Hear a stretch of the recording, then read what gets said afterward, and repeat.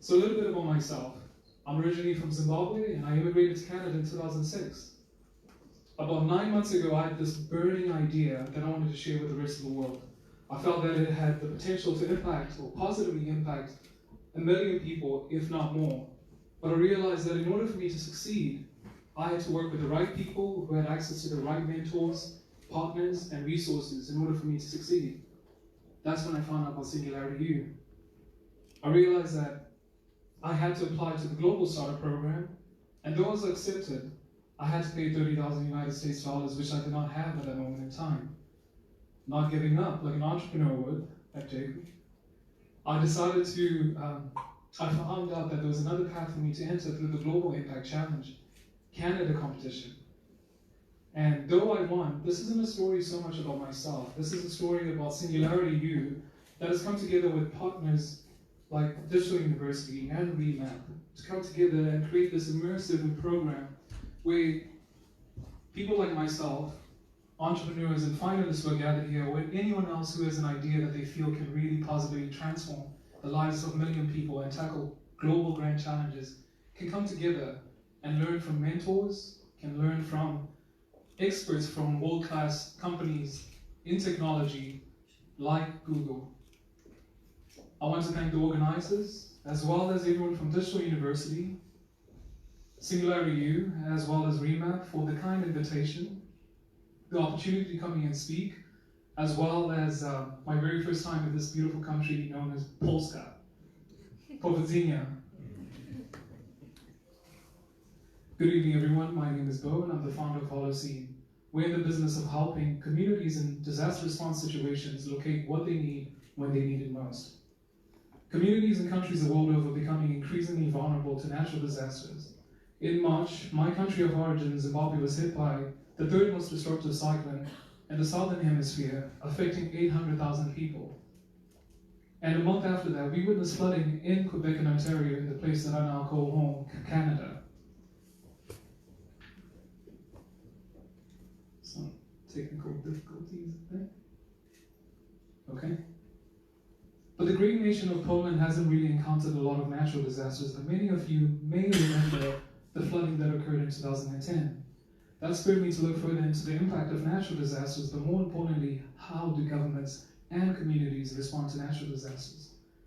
What I found was astonishing. In Canada, natural disasters have led to economic losses amounting to $5 billion and affecting 4.6 million people. And globally, these numbers are much higher, with 564 million people affected, and also economic losses amounting to $111 billion. But the lives that were affected were mostly because of personal injury, illness, as well as displacement. But how do governments respond to natural disasters? Well, first, there are 3 phases. There's a planning, a response, and recovery phase. And for each phase, a plan is set in place, teams are defined, and in order to coordinate high-value critical assets such as mobile equipment, vehicles, materials and supplies, and food and shelter, generic asset and inventory management software is currently used. But according to people on the ground, these current software solutions have their own limitations. Of prime importance to them is the lack of real-time asset location information, no dynamic demand forecasting ability, as well as rising costs related to asset theft and loss. This creates an incredibly highly reactive situation, which is not desirable in disaster response situations. The solution to all of this is, at Holocene, we're developing real-time asset location tracking software for private and public disaster response teams and departments. The benefits of this include dynamic demand forecasting, 35% reduction in response time, and a 25% reduction in response costs. So what does the world look like with Holocene?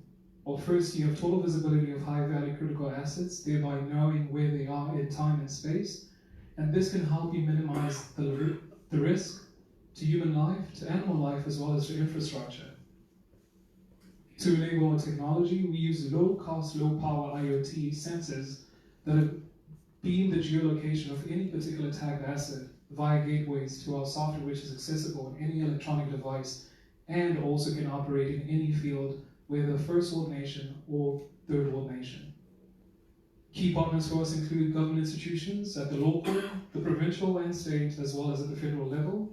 And finally, well, inclusively, intergovernmental organizations such as the United Nations and Red Cross, and finally, private institutions such as original equipment manufacturers who tend to operate in disaster-prone regions. The United Nations has established sustainable development goals, and we believe that the work that we're doing with the right collaborations can really impact positively 1 billion people.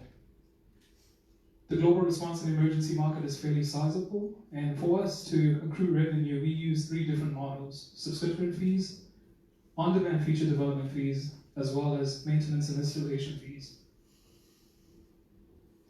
This is a general schematic of the software prototype that we have, version 1.0, but we are critically at a point where we require early adopters in order for us to iterate towards a go-to-market solution. And I'm more than keen to talk to some individuals who might be present here today, just as I have done with Lisa today. The team is comprised of 4 individuals with highly complementary skills, and Ali is my partner in this venture. Ali is responsible for technology development, particularly wireless networking, and Chan Kudi brings a wealth of experience, having developed a few technologies for oil and gas and marine industries, but primarily Ali is our hardware partner, and he's also responsible, well, the creator of 4 US patents. Armin completes the team as the technology advisor, but Armin is primarily responsible for artificial intelligence, software development, and design. I myself have worked in a number of different industries, but of particular importance is the work that I did in healthcare and telecommunications, which fits in very well with the work that we're doing. But also, I stand here before you as the Canada Global Impact Challenge Canada Award winner. At this moment in time, we're critically at a point where we would like to collaborate with world-class companies such as Google in order for us to make a positive impact and really scale our technology. We feel that the work that we're doing really matches up with the environment, social, and governance goals. But we're at a point where, in order for us to really make a telling impact and contribution, we're looking to talk to some of the people who might be gathered in this room, and we're also looking for referrals. At Holocene, we're fully committed to engineering a future that we do not currently exist in. But we feel that in order for us to get to where we need to go, we need to collaborate with people. As natural disasters become more prominent, so too is our own commitment to confronting these challenges. With your help, we want to make a difference by saving lives. Thank you. You know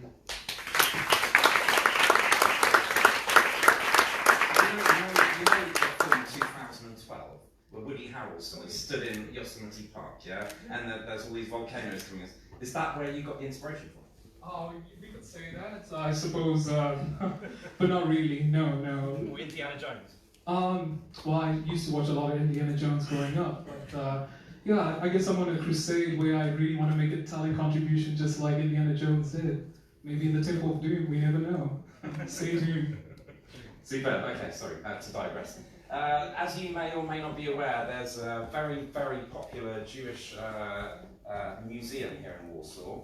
By the way, if you want to know when it's quiet, Saturdays are quite good days to go. Won't tell you why, but I'm sure you can guess. And we have some winners from the hackathon that took place there yesterday. If I could ask you to come up to the stage for a moment. I understand that you're looking at ways to reduce hate and to make people more educated as to problems with regards to the Middle East. I'm sure you'll tell me why. Yeah.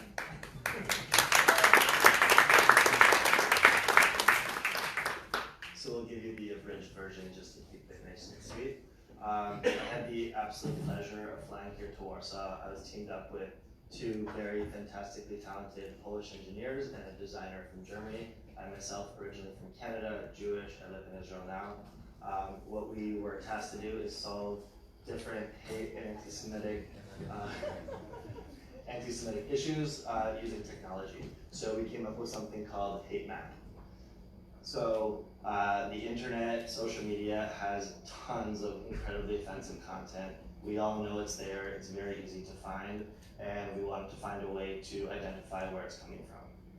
So using, where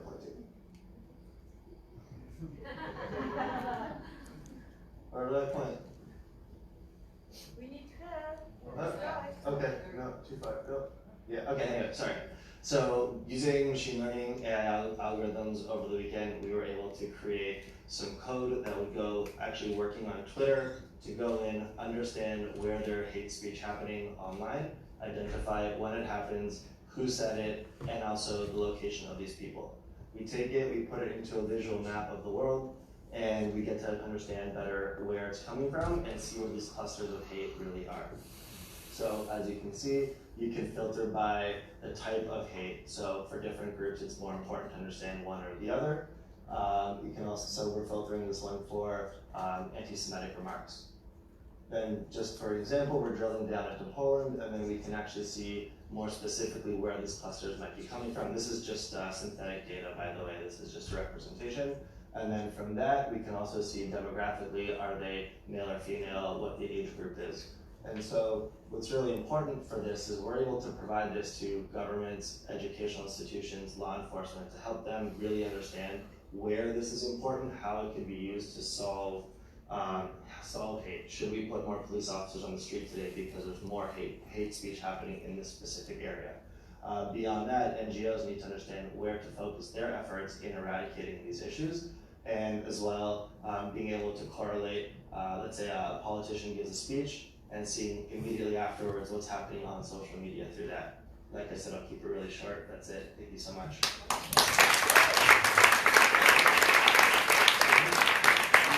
So I take it after Trump being elected in, you might have a little bit more up there, yeah?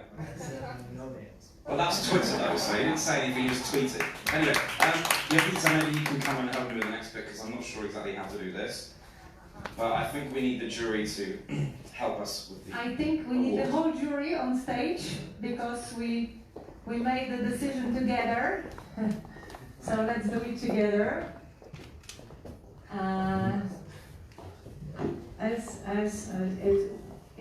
It took us some time because it wasn't that easy, and I'd like to use the opportunity that we have Sebastian Kulczyk, who is almost never here in Poland. We have him with us, and he's the biggest partner of the Global Impact. But I'd like to ask you, Sebastian, to announce who is the winner, and Supreet Manchanda, the guy in turban, to say why we've chosen this one. Great, thank you. Thank you very much. It's a great privilege to be here again, because this competition is one of the most fascinating ones, and it's really great to actually have a chance to choose a project that actually has such an impact. It's just mind-blowing what people come up with, the ideas people come up with. Anyway, as you said, we had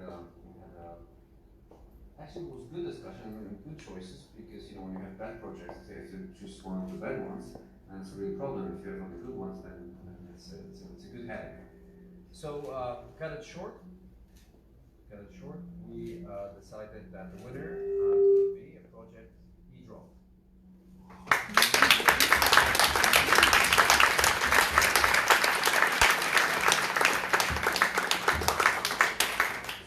Wow. Yes, come join us here. Yes, come. Here. You get in the middle. All right. Thank you very much. Congratulations. Here, you get next to Sebastian. Yep. Thank you very much. All right, thank you. There's a reason for this. I want you to hold it. All right. There you go. So it was very hard because we saw lots of very interesting projects, and yet when we started talking, one of the things that stood out most for us was it really was very impactful. And a lot of us talked about the simplicity of it. In many instances, the projects are very complex. And in that complexity, you get lots and lots of questions. Here, we didn't have questions. And of course, you did a good job with the answers already that were there. And so I thought your metrics, your presentation, and the ability to think, hey, where can this go, really helped us think through that process. Congratulations. Thank you very much.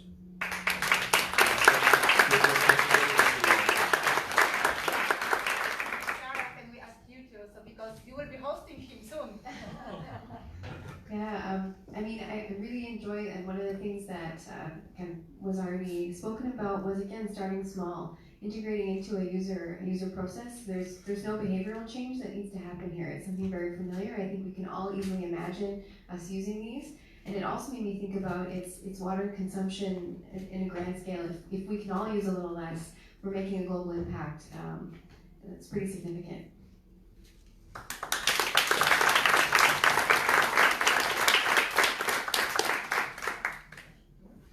you. Congratulations.